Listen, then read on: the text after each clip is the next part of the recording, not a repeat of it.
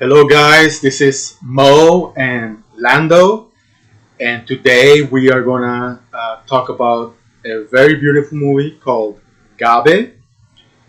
But before we begin, we would like to know if you guys have seen the movie. If you have, and tell us what you think. Tell us if you more or less agree with our interpretation of the movie, or if you think that we're completely crazy.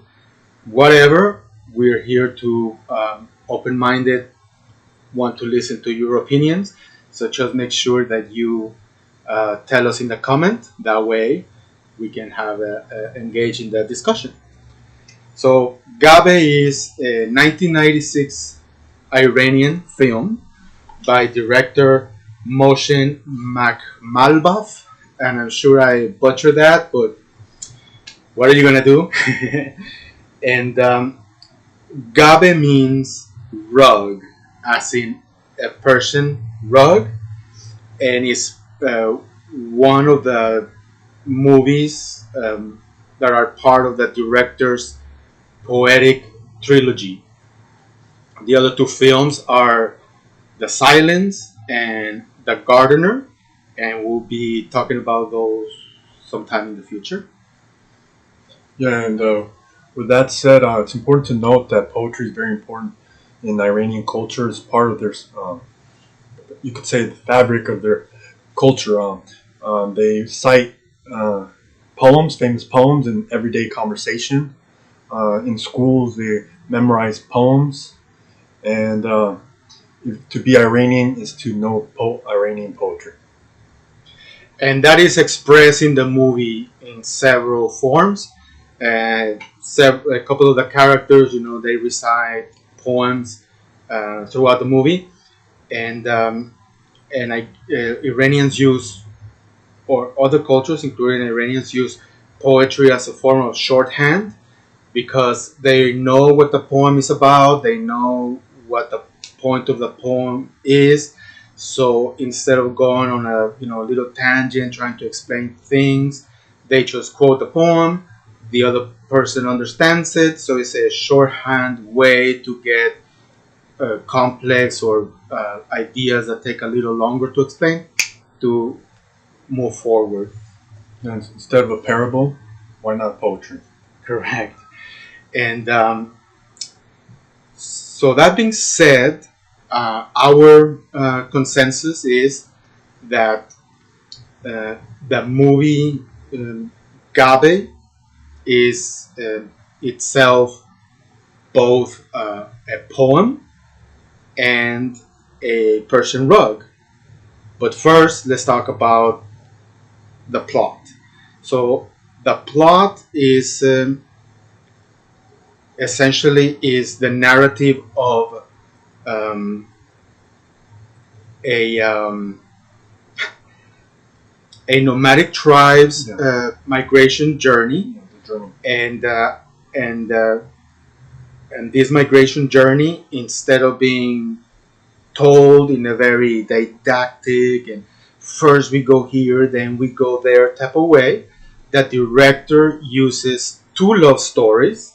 The first love story is uh, the one told by the elderly couple in the beginning on how they met and how they got married. And the second love story is the one that they are um, deciphering or interpreting from what they see in the rug. And this is going to be a very important concept as we go forward in our interpretation. Correct. And and so talking about the weaving and the rug, you can also see this movie as a director weaving his own rug. It's a visual um, poem that he's weaving for the audience. And this idea is suggested in the beginning as the credits are rolling.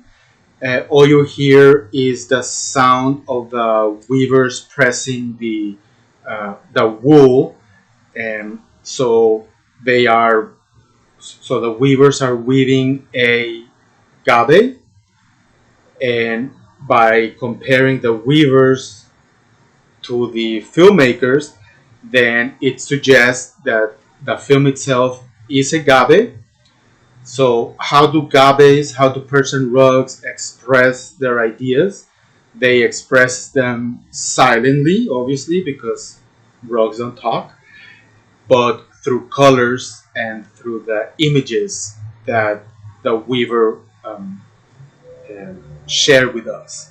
So the movie, in our interpretation, is is a gabe, is a poem expressed through using cinema as its medium.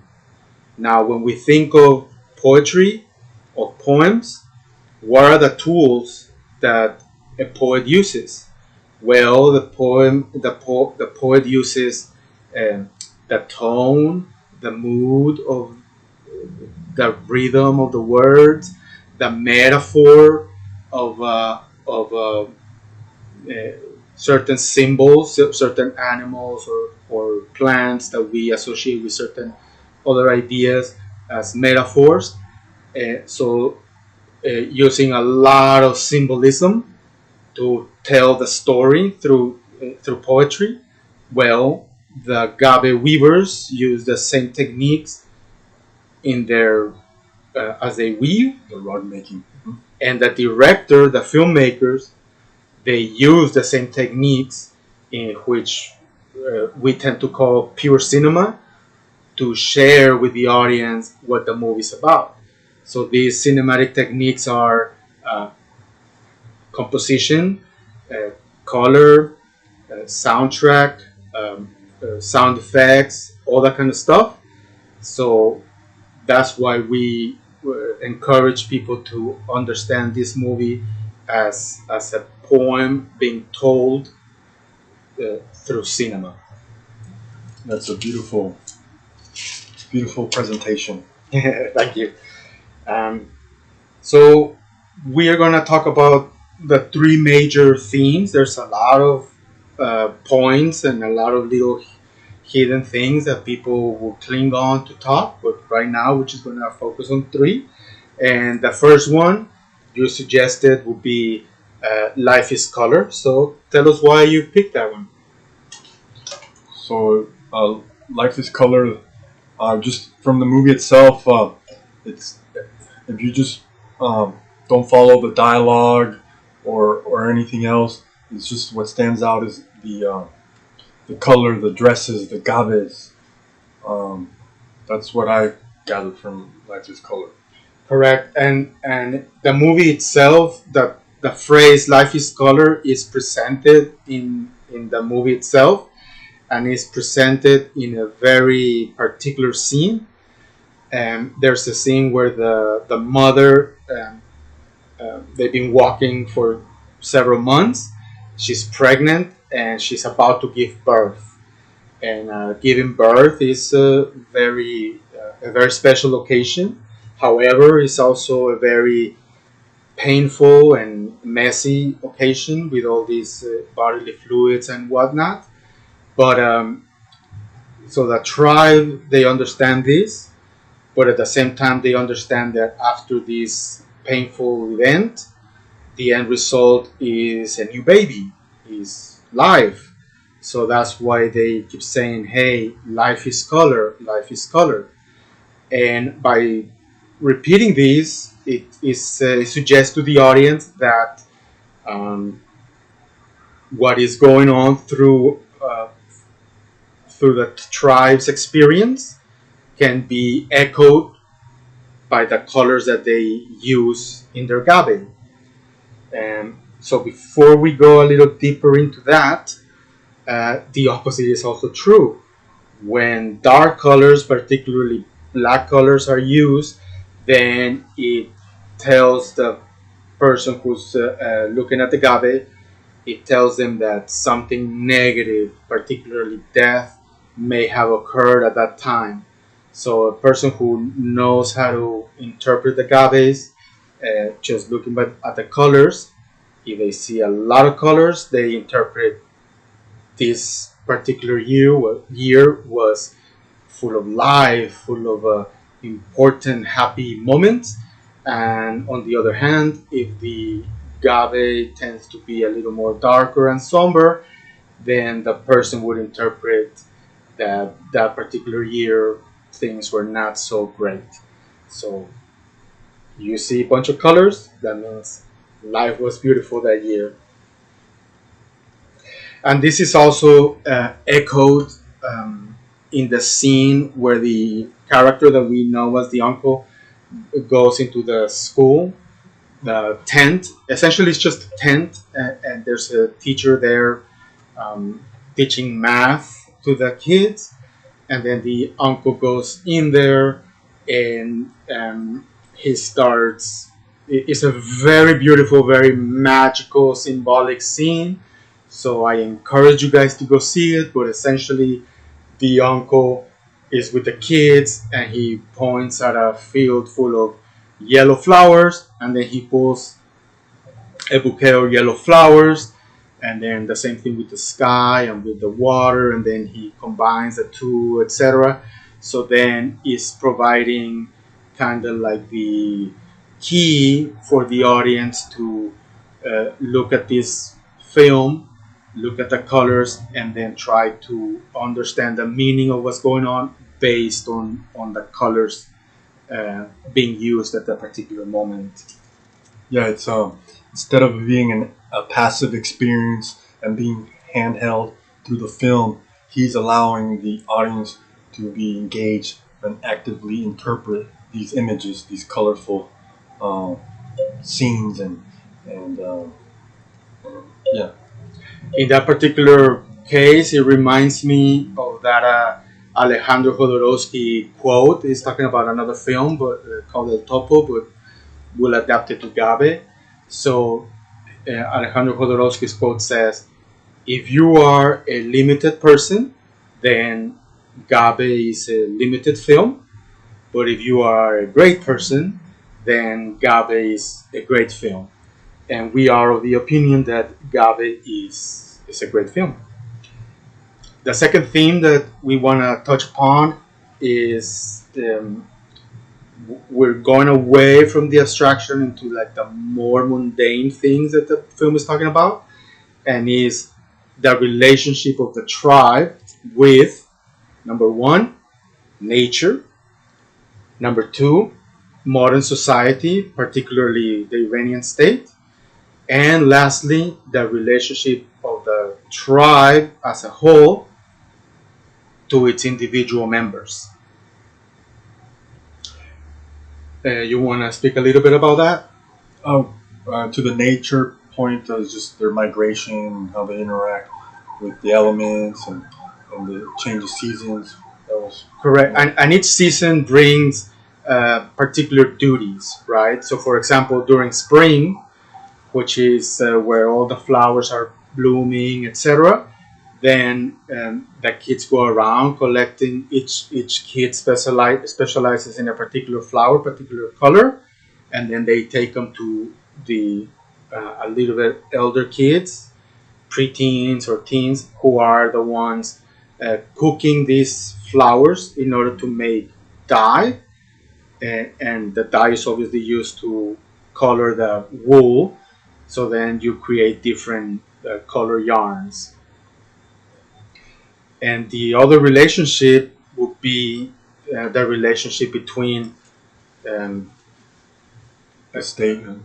yes, the tribe and the modern society. Society. Yeah. So one may think, particularly here in the United States, that that's like a lifestyle from hundreds of years ago, but that's not the case at all. The director uh, purposely shows how the tribe goes, and they travel through an area full of oil refineries, and oil in general and refiners in particular. Um, they're a phenomenon of the 1900s forward. So this movie is saying that there are tribes like this in Iran right now, um, based on the fact that they're coexisting with refineries. And the second part would be the relationship between the tribe and the government, the Iranian state.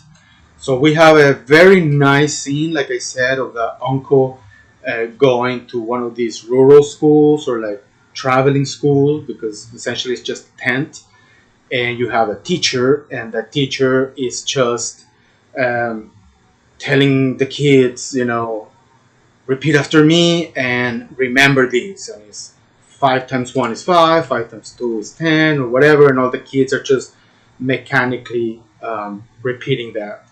So when the uncle comes in and he asks to be like a guest teacher in this school, he symbolically erases, what's written on the board. Like, hey, this is the Iranian education system. Is we don't need that. We don't use that here.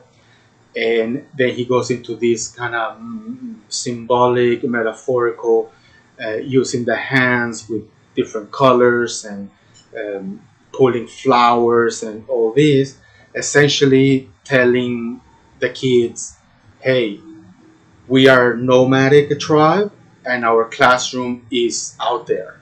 Nature is our classroom and we need to learn that. That's the information that is relevant to us.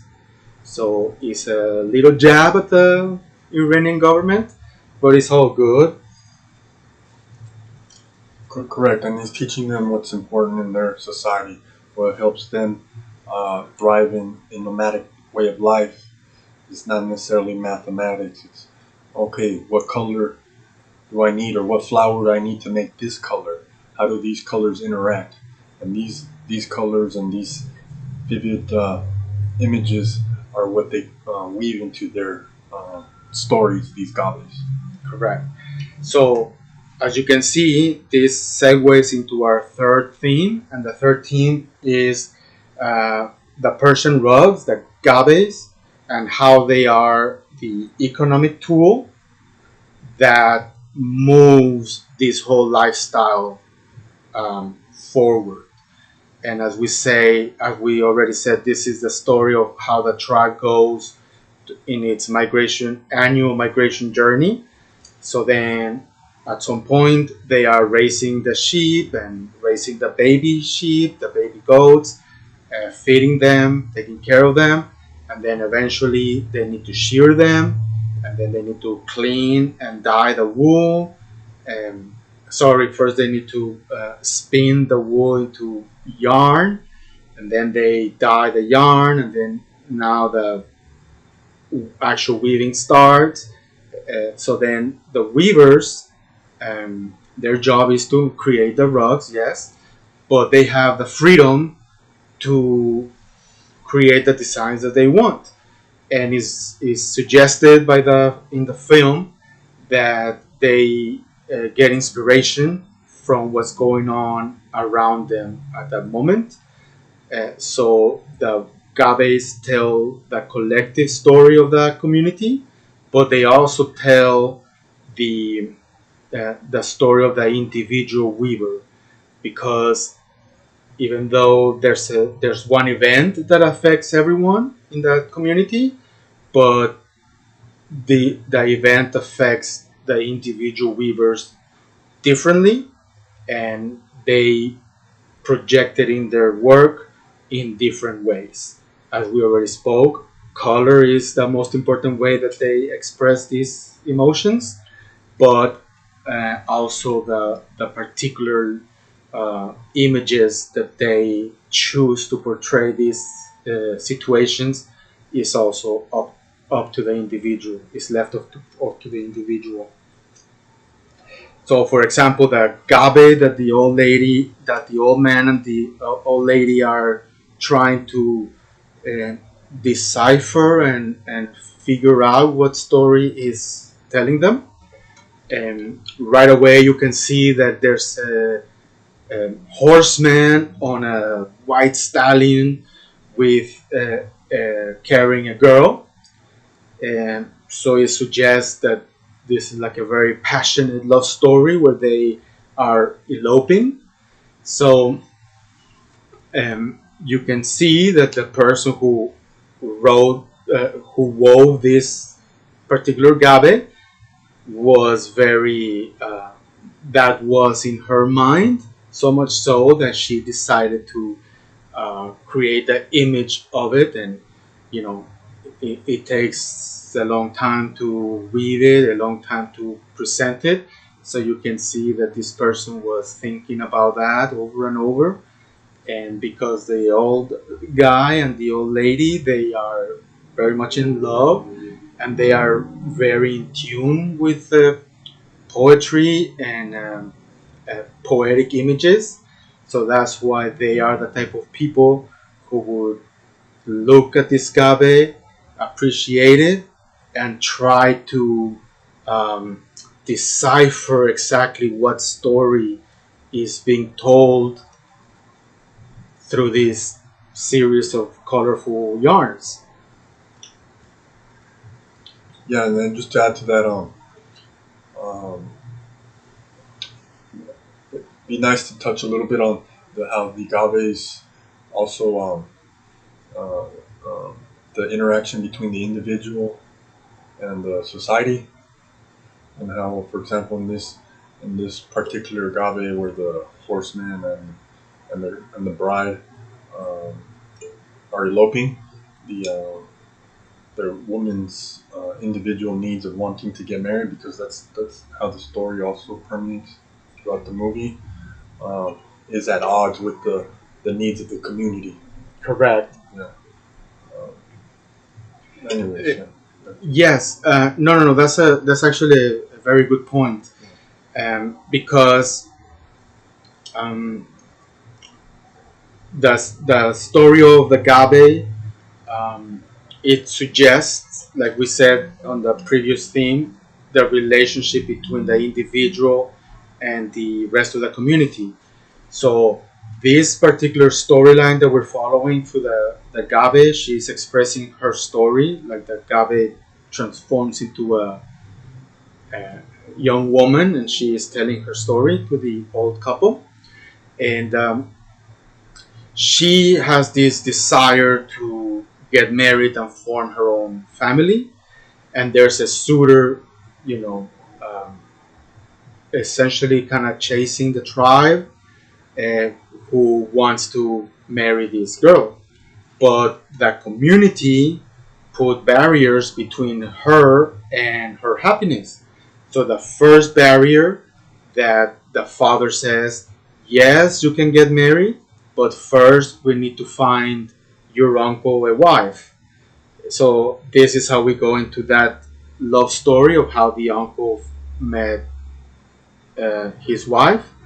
You know, he wanted to meet the girl singing like a canary next to a river, and that's why he, everywhere they were walking and they were traveling, they would always go check out the rivers so that he could find the girl singing like a canary. And eventually he does, and they get married.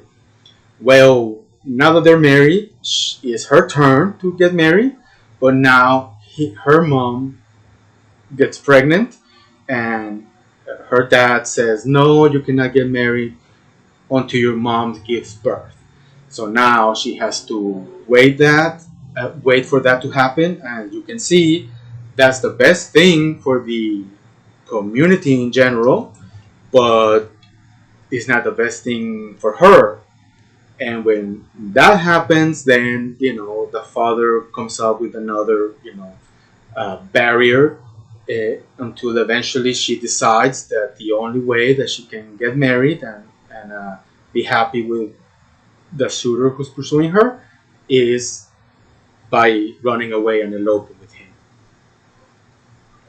Oh, And so yeah, so you bring a good point, because um, is my interpretation that the story of the Gabe is not a real story. That's just what the weaver imagined, or the love story that the weaver wanted to happen for her.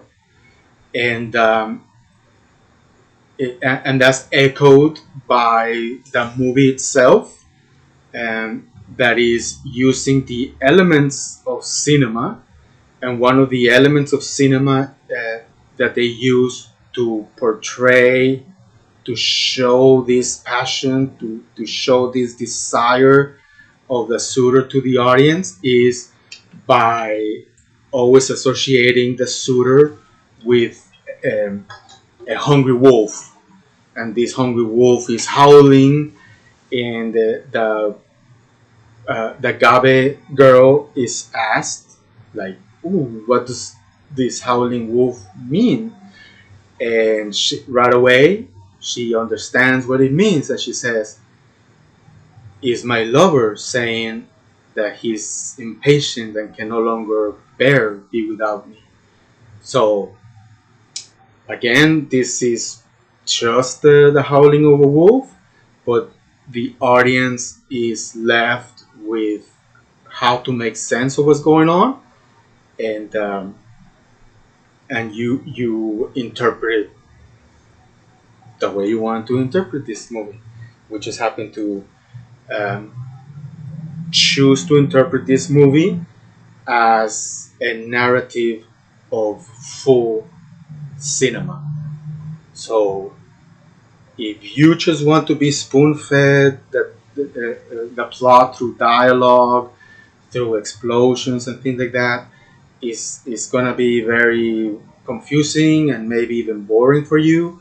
But if you want to engage at the same level that you engage with a David Lynch films, with Stanley Kubrick films, then this movie is a very very pleasant surprise, and it's a very very fun movie to watch and rewatch and analyze and just fall in love with.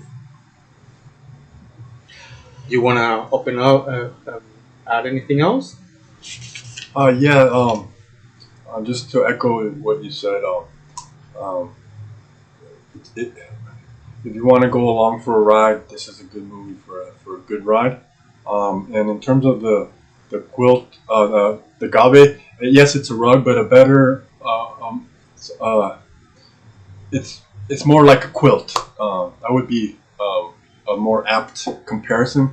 I just want to make that quick one. Yes, everybody knows, like, quilts, particularly in the olden times, that were used to narrate the family history, and each person would contribute like a little piece of the quilt, things like that. Well, the Gabbes in this particular society play a very similar role, and on, for us, like, people in the United States, people outside of Iran, people have a very high regard for Persian rugs, and they can run several $1,000s. But the ones that we are exposed to are very, very high quality materials and very high skill in their manufacturing, even though they're manually artisanally made, but they are very full of geometric shapes and full of intricate patterns, and they are super nice. But on a certain level, you can see that they're very kind of cold, sterile, And this movie suggests that the traditional Gabbes were more homely, were more concerned with telling the story of what was going through the weaver's mind at that time, in terms of her community or her personal life, or the resources or circumstances that they had to overcome, things like that. Just like the quilts focus on the important events in a particular year or in a particular person's life. So the Gabbes are, this movie suggests that traditional Gabbes were designed to be interpreted and deciphered this way. Yeah, the personality of the weaver comes through the Gabbeh. whereas these Persian rugs, they might lack personality. They lack a story. That's how I saw it. So overall, it's a very, very interesting movie. It's completely worthwhile to watch and rewatch every year, couple of years. Very beautiful. I'm gonna give it 5 Billy Dragos. Yeah, I'll give it 4 out of 5. The director does a beautiful job of weaving a visual Gabbeh. Definitely go along this ride I was talking about. It is an active experience. I just think that it was an abrupt ending. It didn't flow right with the overall context of the story. It was, rather than being woven into the story, just was just thrown in there. So, why do you think that might have been? I also thought that because the movie takes its time in expressing its storyline, in its expressing the character development and all this and all that, and then in the end, it seems that it's like a throwaway line where the Gabe girl says, "Oh no, my father didn't really kill us. Um, mm, he just used us as an example to scare the other my younger siblings to not elope." Well, to me, it felt unnecessary because I am of the opinion that the story being told through the Gabe that we see through the movie is not a real story. That girl never really existed. It's just a character invented by the old couple as they're kind of flirting or foreplaying, if you will, a storyline.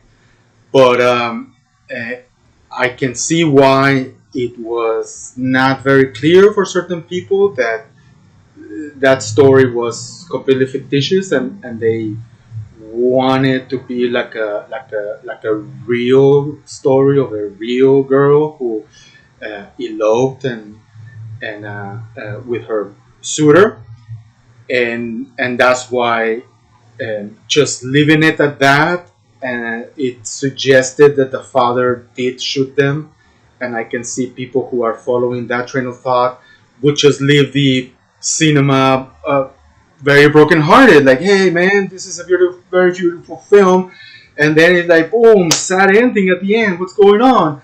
So that's why I think the director inserted this, in my opinion, kind of throwaway line, because the interpretation that that story never happened. Do you think that story happened, or do you agree kind of with me? No, I agree with you. I agree with you. Yeah, it felt forceful, but if you can forgive that, which I do, 5 out of 5, but other people might find the issue with it. Yeah, but if you haven't watched it, definitely recommend. Um, Let us know in the comments. Yeah, And are we onto something? Are we reading too much into like a series of images that don't make sense to you, or are we on the right track? Um, are you a Gabe fan? Are you a Gabe hater? Are you a person Iranian, and you wanna tell us a little bit more about what's going on?